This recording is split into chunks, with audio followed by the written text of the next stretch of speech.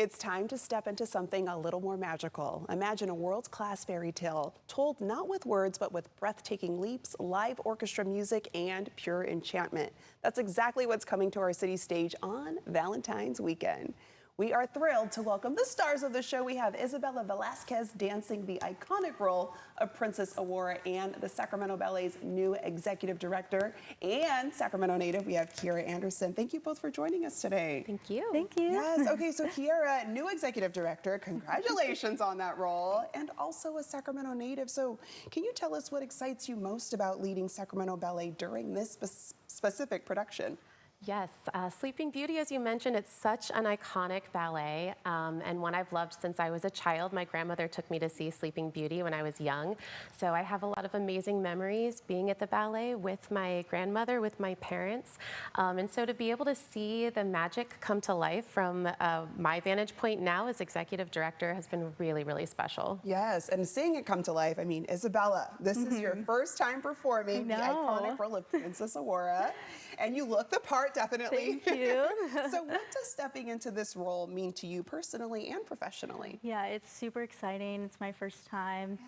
I've seen so many iconic ballerinas take on this role, so I get to use them as inspiration, but still put my own spin on the role for myself. Yeah. And I feel like it's just kind of the epitome of pure classical ballet. So I feel like I've been training for this like my whole life, and getting to use that in this role, I'm just super, super excited. Yes, and then Sleeping Beauty is known for being, I mean, technically demanding. Absolutely. You're like 100%. So how do you prepare physically and mentally for this type of role? Yes, absolutely. So we rehearse 5 days a week. We have from 9:30 to 6:10. We have class in the morning, which we work on our technique, and then 6 hours rehearsal a day. So it is a process. I love the process. Yeah. And we kind of build on different things every rehearsal. And once I feel like maybe I've mastered one thing, then I have to work on maybe my shoulder. And then after that, I have to work on how Aurora would look at one of her suitors. So it just keeps adding layers. Yeah.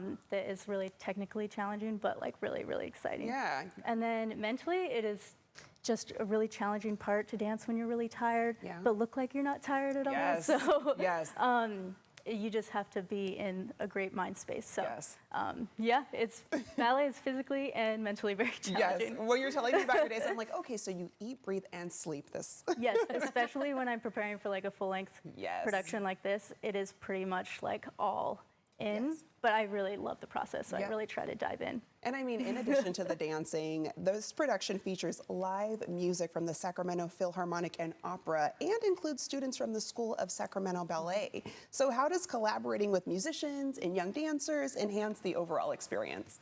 I mean, I can talk about it from the audience perspective for sure. There's just something so special about the dynamic element of having the Sacramento Philharmonic and Opera. It's a conversation between the dancers, the orchestra, and the audience.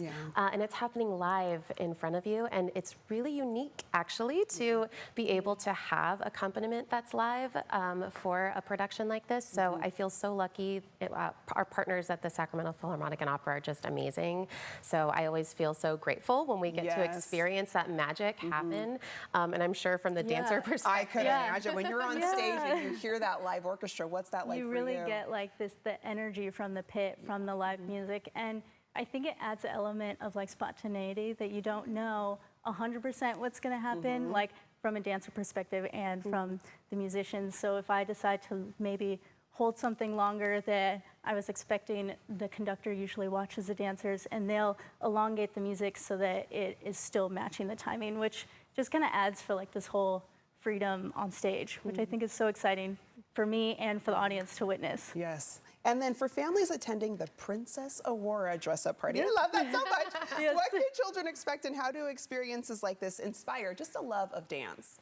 I mean, I think it's so exciting. I know that we have photo ops for the kids. They get to meet the king and queen, and there's prizes for dressing up and everything, and being able to see like our stunning costumes on stage and then them participating as well. It kind of like breaks that barrier, which I think is so fun and memorable. Yes. Yeah. I agree. Well, what an exciting time. Thank you both for joining us today. We really appreciate it. And good luck and congratulations on the show to come.